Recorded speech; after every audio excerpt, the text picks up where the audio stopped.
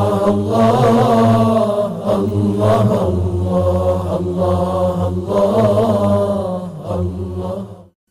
باللہ من الشیطان الرجیم، بسم اللہ الرحمن الرحیم۔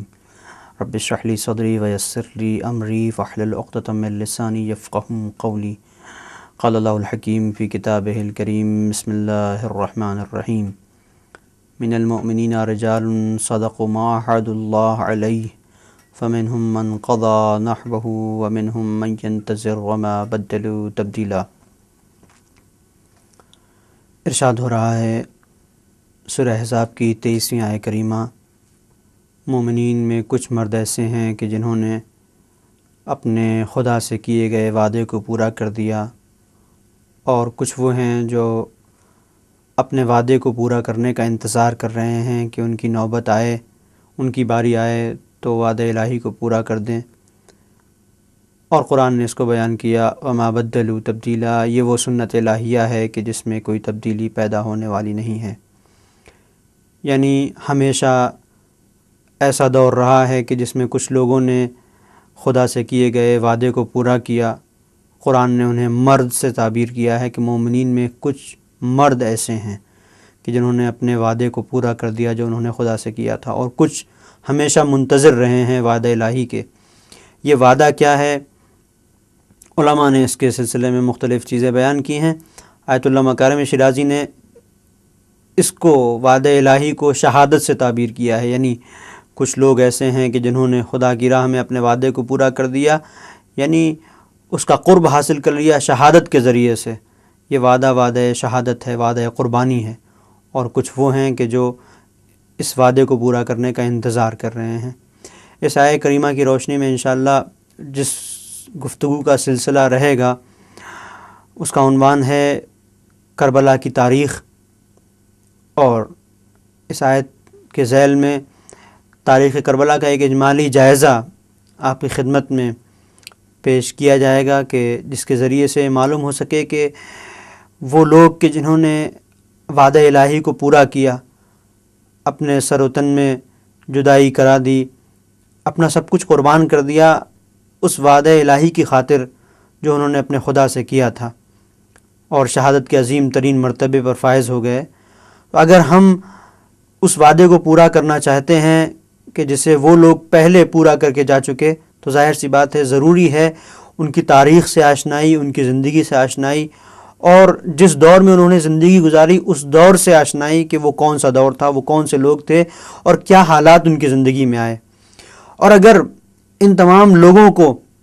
کہیں ایک جگہ پر دیکھنا ہے کہ جنہوں نے وعدہ الہی کو پورا کر دیا، یا زیادہ تر وہ افراد کے جو سچے طور پر جنہوں نے وعدہ الہی کو صادقانہ طور پر مکمل بنحو احسن انجام دیا، تو اگر کسی ایک خطے میں ایک مرکز پر اگر دیکھنا ہے تو ہم اس کو کربلا کے سرزمین پر ان تمام افراد کو دیکھ سکتے ہیں کہ جن کا ہدف ایک تھا، جن کا مقصد ایک تھا۔ کربلا مختصر سا اور بہت محدود واقعہ ہے جو بہت ہی مختصر سے زمانے میں واقع ہوا، صبح عاشور سے لے کے عصر عاشور تک، لیکن تمام صدیوں کے اوپر محیط ہے، ہر زمانے کے اوپر محیط ہے۔ اس لیے کہ کربلا کردار، شخصیت اور جغرافیہ کے اعتبار سے ضرور ایک محدود زمانے میں واقع ہوا ہے، لیکن اس کا اثر، اس کے اثرات صدیوں تک گئے ہیں۔ لہٰذا جب ہم تاریخ کربلا کو اگر ہم دیکھیں اور اس پر نظر ڈالیں اور روشنی ڈالیں، تو جہاں ضروری ہے کہ اس دور میں اگر ہم زندگی گزار رہے ہیں تو حق اور باطل کی شناخت کے لیے کربلا کی شناخت ہمارے لیے بہت ضروری ہے۔ اس دور میں اگر ہم پہچانیں کہ اس دور کا یزید کون ہے اور کس طرح سے ہم حسینیت کی قدروں کے ساتھ جی سکتے ہیں، تو کربلا کی شناخت بہت ضروری ہے۔ وہیں ہم کربلا کو اس رخ سے پیش کبھی نہیں کر سکتے کہ جو واقعیت کربلا ہے، جو حقیقت کربلا ہے۔ اس لیے کہ جو چیز کربلا کو ہمارے سامنے لا کر رکھ رہی ہے، جو کربلا کو پیش کر رہی ہے، وہ ہے تاریخ۔ لیکن تاریخ کی ایک حقیقت یہ ہے کہ تاریخ کو کبھی مورخین کے ذریعے سے پیش کیا گیا، کبھی شاہدین نے پیش کیا، لیکن ہر وہ تاریخ جس کو لکھا گیا اس کا ایک خاص طریقہ ہوتا ہے، خاص نہج ہوتی ہے اس کو لکھنے کی۔ واقعہ کربلا جو تمام زمانوں کے اوپر محیط ہے اور چھایا ہوا ہے، کسی ایک زمانے میں مختصر نہیں، محدود نہیں کیا جا سکتا اس واقعے کو کہ اس زمانے ہر دل کی دھڑکن کے اندر کربلا موجود ہے، ہر بیدار ضمیر کے اندر کربلا موجود ہے۔ جب کربلا ہر جگہ پائی جا رہی ہے تو اب یہ ایک اتنا وسیع واقعہ ہے کہ اسے مکمل طریقے سے ہم یہ نہیں کہہ سکتے کہ مورخین نے اس کو ثبت کر دیا، اس لیے کہ تاریخ کربلا جس انداز سے ثبت ہوئی ہے خود اس کے اندر اگر آپ غور کریں تو بنی امیہ نے اس کو ثبت کیا ہے، بنی امیہ کے دور میں اس کو لکھا گیا ہے، جبکہ اس میں اور دوسری چیزیں بھی ہیں، مورخین کی خود اپنی سمجھ کہ کس طرح سے انہوں نے اس چیز کو سمجھا۔ کوئی بھی واقعہ اگر رونما ہوتا ہے تو ایک مرتبہ وہ واقعہ رونما ہوا، کس کیفیت کے ساتھ رونما ہوا یہ ایک مسئلہ ہے، دوسرا دیکھنے والے نے کس طرح دیکھا، اس کی نظر کیا ہے، اس کی نظر کے ساتھ پھر نظریہ بنتا ہے۔ لہٰذا کربلا میں مورخین کے جو نظریات ہیں وہ زیادہ تر اس چیز کو بیان کرتے ہیں، اس چیز کو دکھا رہے ہیں کہ کس نظر سے انہوں نے اس کربلا کے واقعے کو دیکھا ہے۔ تناسب نظر، کبھی کبھی یہ ہوتا ہے کہ واقعہ بہت بڑا ہے لیکن نظر بہت چھوٹی ہوتی ہے، لہٰذا نظر اگر چھوٹی ہے تو محدود نظر کے ساتھ ایک بڑے واقعے کو دیکھا جائے گا تو اس پر مکمل طور پر اس پر ایک تحقیقی نظر نہیں ڈالی جا سکتی، اس کے تمام پہلوؤں کو اجاگر نہیں کیا جا سکتا، لہذا تناسب نظر کی ضرورت ہے۔ اور جہاں تناسب نظر ایک ظاہری نظر ہے، پھر ایک نگاہ باطنی ہے جس کو نگاہ بصیرت کہا جاتا ہے۔ ظاہری نگاہ کے ساتھ ساتھ نگاہ بصیرت کی بھی ضرورت ہے، اس لیے کہ لکھا تو بہت کچھ گیا ہے، بیان تو بہت کچھ کیا گیا ہے، ناولیں بھی لکھی جاتی ہیں، افسانے بھی لکھے جاتے ہیں، بہت ساری رومانی کتابیں بھی لکھی جاتی ہیں، لیکن ان کے صرف الفاظ ہوتے ہیں، ان کی کوئی حقیقت نہیں ہوتی۔ لیکن کربلا اس سے ماورا ہے، یہ ایک حقیقت ہے، یہ کوئی الفاظ نہیں ہے کہ جس کو لکھا گیا ہو، یہ صرف ایک داستانی کوئی کتاب نہیں ہے کہ جس کو رقم کر دیا گیا ہو تاریخ میں، تاریخ کربلا کے عنوان سے، نہیں، یہ ایک حقیقت ہے، اور اس کی حقیقت افسانہ نہیں ہے، وہ انسان کا تخیل کے جسے ایک قلمکار بیان کرتا ہے افسانے کی شکل میں، الفاظ ہوتے ہیں، اس کے علاوہ اس کی کوئی حقیقت نہیں ہوتی، بس وہ کتاب ہے، اس میں الفاظ ہیں، اور اس کی قوت تخیلہ نے اس کو شکل میں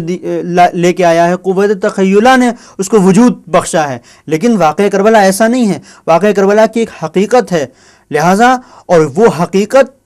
ظاہر سی بات ہے ایک وسیع نظر چاہتی ہے، اور وسیع نظر کے ساتھ ساتھ ایک نگاہ بصیرت بھی چاہتی ہے۔ اگر ہم اس کربلا کے واقعے کو واقعی سمجھنا چاہتے ہیں تو حقیقت کربلا کو اگر سمجھنا ہے تو تاریخ کے اوراق میں جا کر یہ سمجھ میں نہیں آئے گی، تاریخی کتابوں سے سمجھ میں نہیں آئے گی۔ اگر حقیقت کربلا کو سمجھنا ہے تو فضائے کربلا میں جانا پڑے گا، کربلا کی اس فضا میں جانا پڑے گا کہ جس فضا میں یہ واقعہ وجود میں آیا، اور فضائے کربلا میں جانے کے لیے ضروری ہے، ظاہر سی بات ہے فضائے کربلا میں یوں نہیں پہنچ سکتے چونکہ سن 61 ہجری کا واقعہ ہے اور یہ دور صدیاں گزر چکی ہیں۔ اگر اس فضا میں پہنچنا ہے تو ظاہر سی بات ہے تاریخ کی انگلی تھام کے ہی جایا جا سکتا ہے، لہذا ضرورت ہے تاریخ کربلا کو بیان کرنے کی تاکہ اس واقعے کو ہم اس زمانے میں سمجھ سکیں، اور اس تاریخ کے ساتھ اگر ہم کربلا کا مطالعہ کر رہے ہیں اور کربلا کو سمجھ رہے ہیں، حقیقت کربلا تک پہنچنا چاہتے ہیں تو خود ظاہری آنکھوں کو کھول کر، ظاہری آنکھوں ہماری کھلی رہیں، ظاہری آنکھوں کے ساتھ ساتھ ہمیں نگاہ بصیرت کی ضرورت ہے، اس وقت ہم کربلا کو صحیح طریقے سے سمجھ سکتے ہیں۔ انشاءاللہ امید ہے کہ یہ جو اجمالی طور پر واقعات کربلا اور تاریخ کربلا کو بیان کیا جائے گا، کسی حد تک ہم اس منزل تک پہنچ سکیں گے کہ اس بات کو درک کر سکیں، سمجھ سکیں کہ یہ واقعہ کن حالات میں اور کن کیفیات کے ساتھ وقوع پذیر ہوا، اور اس کے اندر کون سے دروس ہیں جو ہم حاصل کر سکتے ہیں، کون سی عبرتیں ہیں کہ جنہیں ہم حاصل کر کے ان عبرتوں کو اپنا کر، ان سے عبرت حاصل کر کے اس منزل پر پہنچ سکتے ہیں کہ پھر وہاں نہ پہنچیں کہ جہاں وہ افراد کے جو سب کچھ سمجھ رہے تھے، سب کچھ جان رہے تھے، لیکن امام شناس نہ تھے اور معرفت امام نہ تھی۔ لہٰذا جب امام زمانہ کا ظہور ہو تو ہم اس منزل پر نہ ہوں کہ امام علیہ الصلوۃ والسلام جب آئیں تو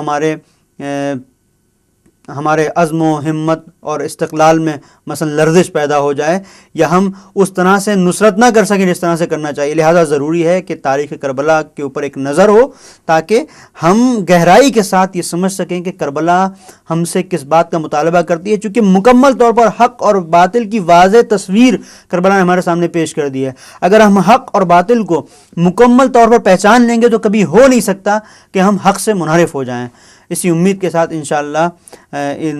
واقعات پر اور تاریخ کربلا پر روشنی ڈالی جائے گی تاکہ ہم قریب ہو کر کربلا کو گہرائی کے ساتھ دیکھیں اور سمجھ سکیں کہ کربلا کیا ہے۔ وصلی اللہ علی محمد وآلہ الطاہرین۔